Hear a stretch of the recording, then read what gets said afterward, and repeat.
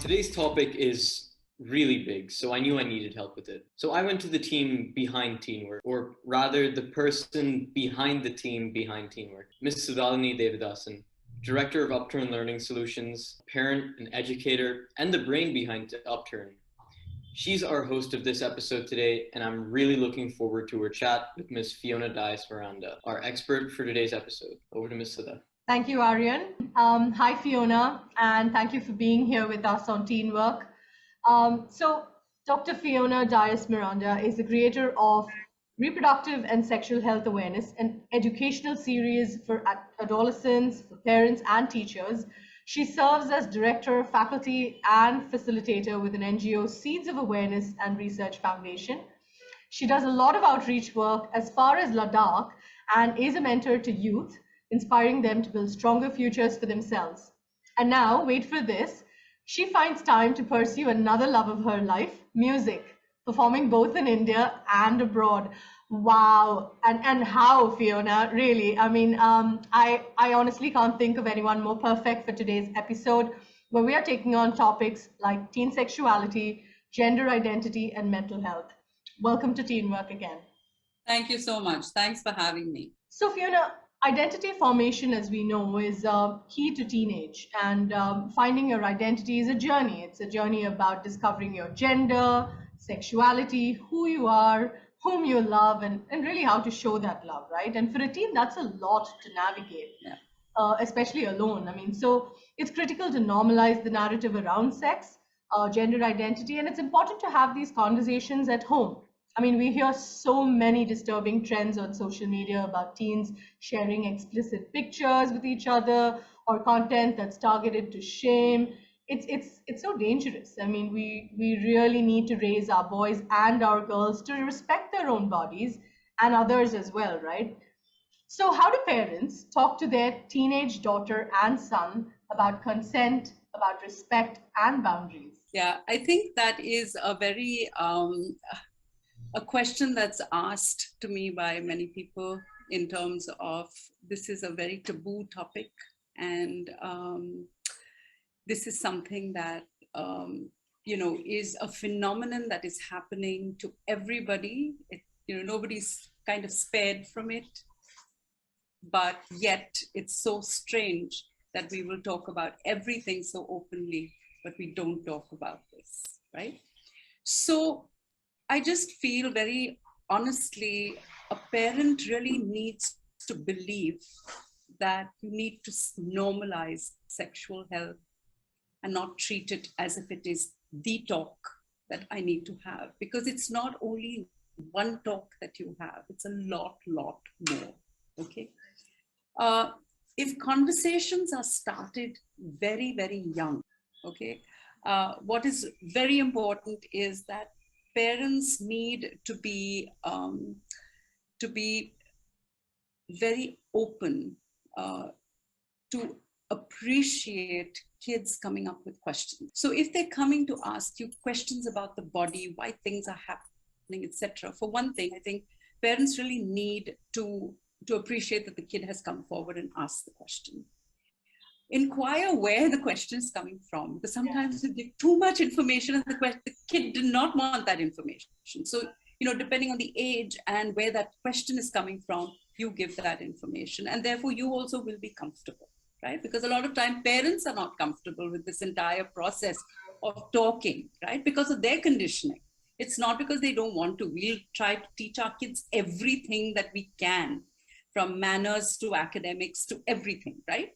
But where this is concerned, there has been their own previous conditioning, and therefore they have particular thinking, and therefore they do not speak openly. And then sometimes they also don't know what to say, right? I mean, they're not yes using the right language. Yeah, exactly. And for that, even if you don't know what to say, sometimes I just feel ask for time. Don't shun the question.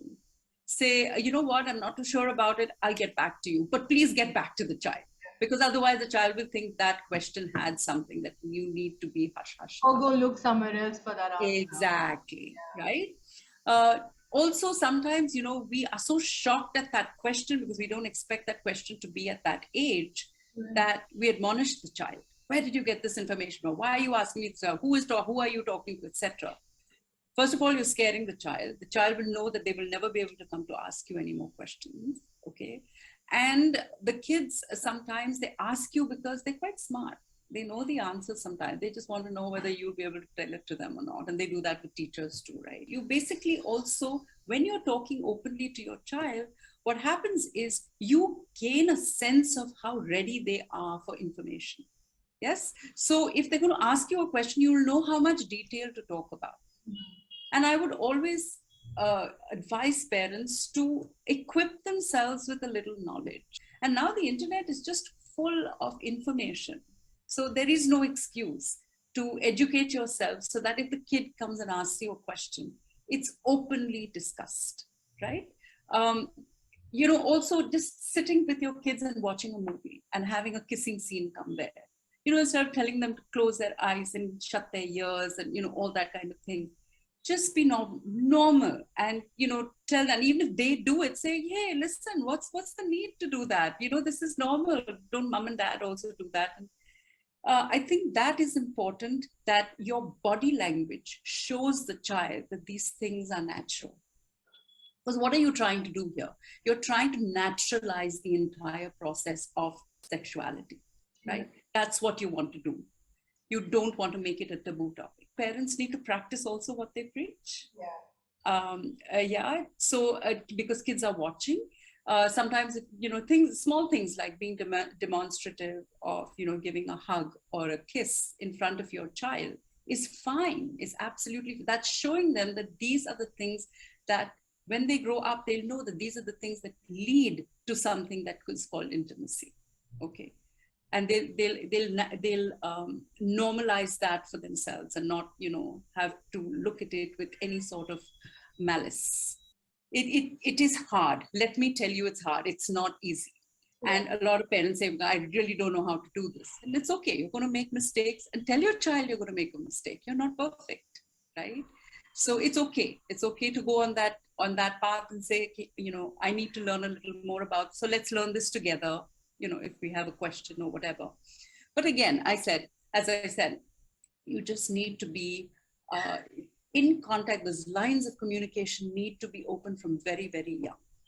So that whenever they come with a question, or you want to, broach a particular topic to them, it's done in a very natural manner that the child is receptive to, and you are comfortable giving that information to the child. No, thank you. I think I absolutely agree. And I think that open discussion and creating a non-judgmental environment is so absolutely important, right? Absolutely. And I guess each family has to figure out what works best for them and how to go about doing it. Because otherwise, like we said earlier, kids are going to go elsewhere for answers, which is really what is happening already, right? I mean, there's so much of porn addiction, and COVID has not helped, right? Over the last few years, we've seen not just among teens, even younger, kids across the world have, gotten addicted to just a lot of porn out there, so easily available. So how does this really impact mental health? Yeah, this is really a very important part of kids growing up. It's become a very important part of kids growing up. Because of the dearth of any platform to speak about this openly, they need to go and get information. Where is the biggest sex educator is your porn sites, right?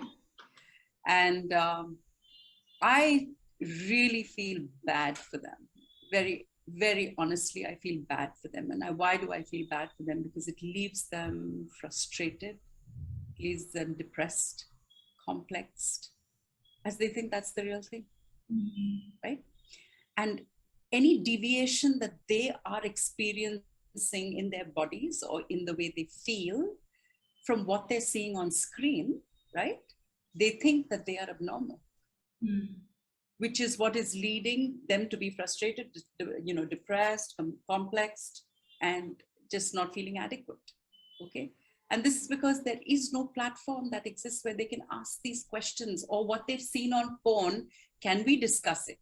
Is this real? You know, and what is really sad is sometimes they think about this as gospel truth. This is how it's done. And if they don't feel the same, so a lot of them get their excitement from watching porn. Now, visual excitement is very different from physical excitement, right? So for males, it's a lot of visual and physical. Right. For females, it's more physical, right? It takes a longer time for them to get aroused, but males get aroused far easily with visuals, first with visual and then physical. So when I say this, it's a big danger especially for males more than females. I mean, I'm not saying the females don't watch porn, but I feel it is more of a danger. Why? Because a lot of times porn addiction leads to you getting STDs. Now you'll ask me why and how. Yeah. It's because they do not feel satisfied, you know, when they're actually in a physical sexual act. They're not getting the satisfaction that they got when they were watching the porn. So what do? They usually don't blame themselves, but they're blaming their partner. That, okay, you know, my partner did not satisfy me. Let me change my partner.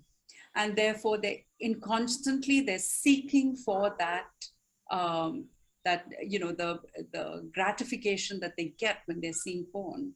As a result, along the way, they are picking up some STD from changing so many partners. And then that also becomes a mental health issue, right?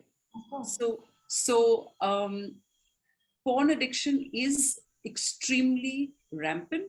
It is very current, it's happening, and we have to accept that.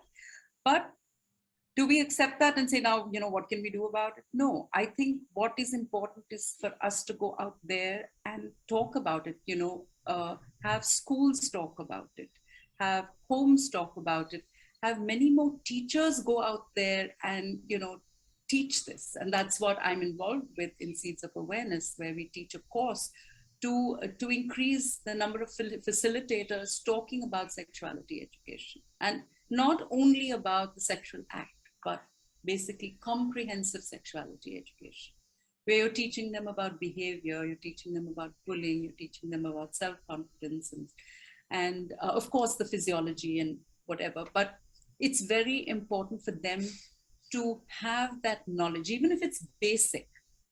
At least they have some answers to hang on to, right? And then they can make informed choices to what they want to do later on with their sexual lives. So yes, unfortunately, porn addiction is something that it is abusive also in some ways, because what is happening is older kids are watching it, and they are showing it to younger kids, right? And you did say that the age limit is coming down. I had a kid in the 4th grade who had watched porn, right? And I just wanted to ask him, where did he manage to get this from? Because in case there is something that we could tell the parent to be more mindful about what they're looking at home, etc., then, you know, we also give that kind of advice. And it just so happened that he said an older kid in the building was, when they go down to play, took him behind a pillar and started showing him, you know, porn on his phone. Yeah. So you don't really have control, you know, as much as parents may think that, you know, I will put locks on the TV, or I'll put locks on the computer, or I will be around, etc. You don't know where they're getting it from. Right. So if you know that they're going to get it, you know that they're going to watch it at some point of time, you can't stop it. The best part of it is to make them mindful and aware of what these things are and what they're watching. Talk to them about it. Talk to them about, you know, what sexual intercourse is all about. What are the outcomes of sexual intercourse? Talk to them about that. Because nobody's, you know, in porn, you're just watching meaningless physical acts of sex, right? And sometimes it's demeaning to the female. Yes. And I think that is something that needs to be talked about, because otherwise you're going to treat another person that you're going to be involved with in the same way. So those kind of messages need to be spoken out in the open. Right. No, I think just keeps coming back, right? Communication, everything is about that, right? And I think that phase during teenage years, it's also when teenagers don't want to communicate so easily, right? They're always Exactly. run off into their rooms or wear their headphones and walk around. But yeah, so something else that has come up, in fact, as a question from a parent. There's a lot of discussions about gender identity and pronouns, and sometimes there's pressure on teenagers, in fact, to identify one way or the other, and teens struggling with sexual identity. It's more likely to manifest sometimes even suicidal thoughts and actions. Sometimes we've seen. So, what would your take be on that subject? And how do you support a child who is struggling with their identity? So, based on the ability of two people to have an egg and a sperm to come together and produce progeny, the pronouns were basically divided into just two, right? Because you can only reproduce with a sperm and an egg, and not with two eggs and not with two sperms, right? So over a decade now, I think there has been a sort of freedom in discussing and acknowledging and leading lives according to how people feel or identify. So the gender spectrum is huge. Right. That entire spectrum is huge. And really good for them. I wholeheartedly support them. And since this spectrum is so huge, I think it's only fair that they be given the same respect and acknowledgement and acceptance for the gender that they identify with, just like you would identify with the binary that is male and female. Okay. So I really can't see why there needs to be any pressure on kids to identify. Okay. It is a matter of choice. It is a total matter of choice, so there shouldn't be any pressure. I guess it just makes it easier that when you specify your gender, yeah, so a person interested in you then doesn't mistake you for what they think you are. Okay, so in that respect, yes. For people who want to come out and speak about it and say, I'm not the binary, but this is what I am, that's fine. But that's again their choice to speak about it or not speak about it. Okay, but my only grievance against why this is all clumped with those pronouns that are used, the pronoun they for the rest of the gender spectrum, right, is something that, the problem is we've already been brought up, conditioned, ingrained that the word they means plural. So for a lot of people, okay, they forget that to use that pronoun when referring to, say, somebody who is not in the binary, right? And it does create a lot of confusions, and unfortunately, a lot of people whose gender, is not the binary, they want to be acknowledged, and therefore, they get upset if they are not referred to by their pronouns. Right. So I think in that respect, there is a little pressure on peers, on young kids now, because now the openness has come among them more than it has come with the older generation. The older generation also does exist, the gender spectrum, but I think for them it is more important. We condition kids from about what is normal, okay, since a very young age. And anything that comes out of that, okay, anything that is beyond the normal results in a target for bullying and ridicule and ostracization, okay? And this is something that needs to be discussed with the teenager who's struggling with identity, okay? So because they are not seen as what we define as normal, they're seen as something different. And because they're seen as something different, they are going to be the target, unfortunately. All they want really is that their parent understand them first. Okay. So if they are, again, that line of communication comes in here, where lines of communication are open, the child is going to come to the parent and say, hey, listen, I am feeling this way and I don't know why, but, and they've got questions, but they don't know why they're feeling that way, or they're pretty sure as to how they're feeling and they want to share it. And we need to educate, parents need to educate themselves about the gender spectrum.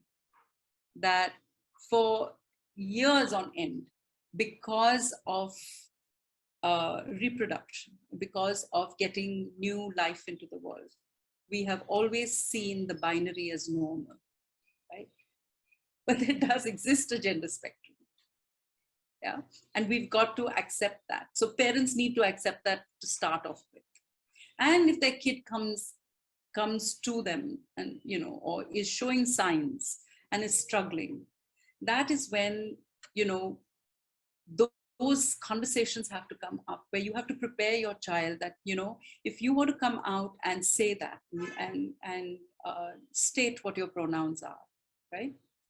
You have to be ready for what is going to be dished out to you, because everybody is not going to understand you the way I understand you. Okay, everybody's not going to be accepting, because the world is still getting their heads around this entire, you know, concept of there's not only male and female. Okay, so that is something that you need to put the kid at ease, that you are supporting them, you are with them. It's hard for a parent, because a parent has been conditioned to bringing up a kid thinking that their kid is going to be, you know, what they thought the kid would be, and they're going to have either, you know, they're going to have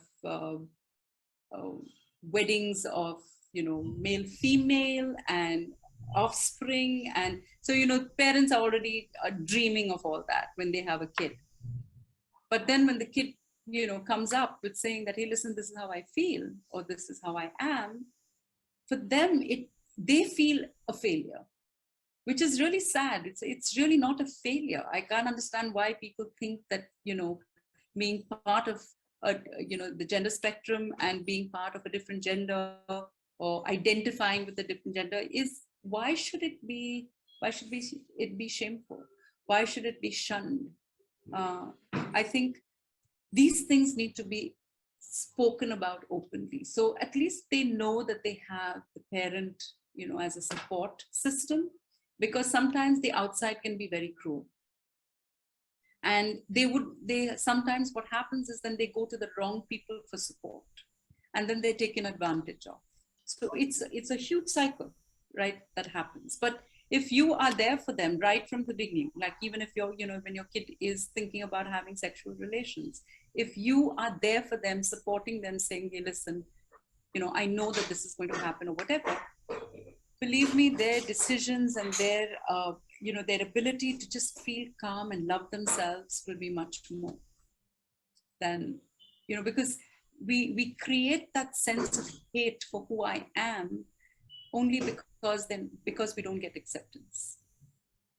And I think that is something that needs to be explained also to the child, that you're not going to be able to change everybody's thinking. Yes, but you have to be confident about who you are and who you choose to be, regardless of what, you know, what the gender is. And I think that identity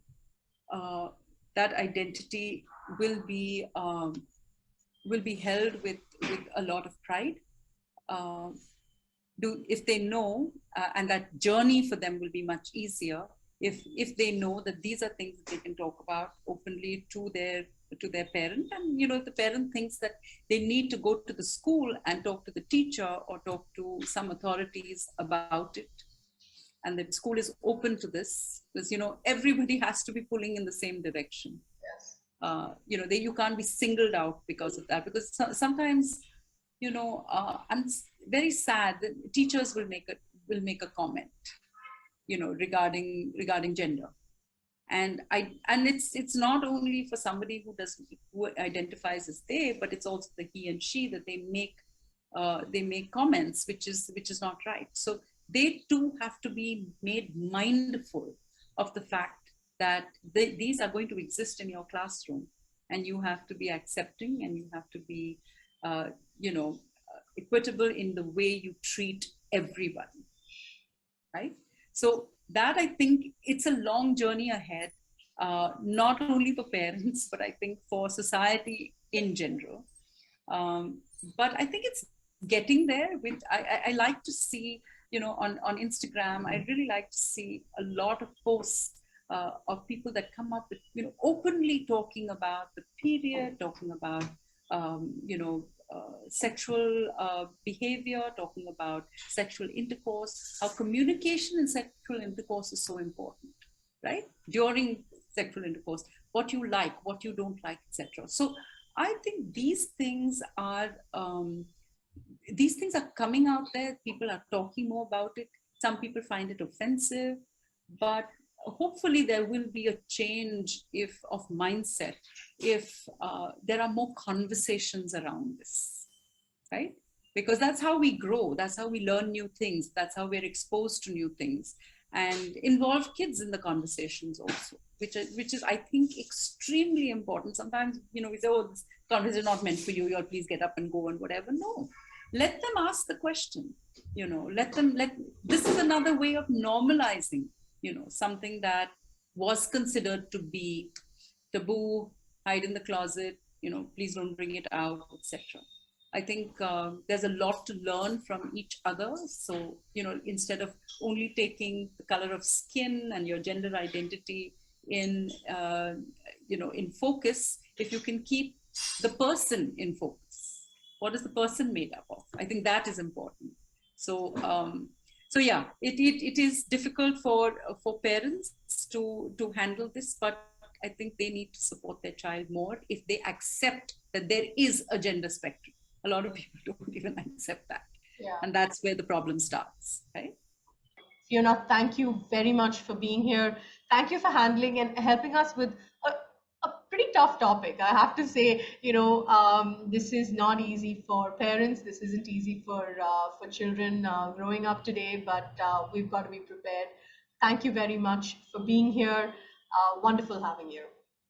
Thank you so much. I'll just end by, just urging parents, teachers, adults in young teenagers' lives to be open, to open those lines of communication, and please be non-judgmental. It's very, very easy for us to be, just react rather than listen, and then, just figure out what we want to say then. So I'd say breathe. Take a few breaths, and then and you'll be able to handle it. You'll do fine. It was absolutely my pleasure, Sudhalini, to be here with Upturn and with Aryan to talk about this. And I think it's great that you're having these kind of discussions and talks, because this is how we all learn. So it has been my pleasure, totally. Thank you so much for having me. Thank you very much. Thanks again.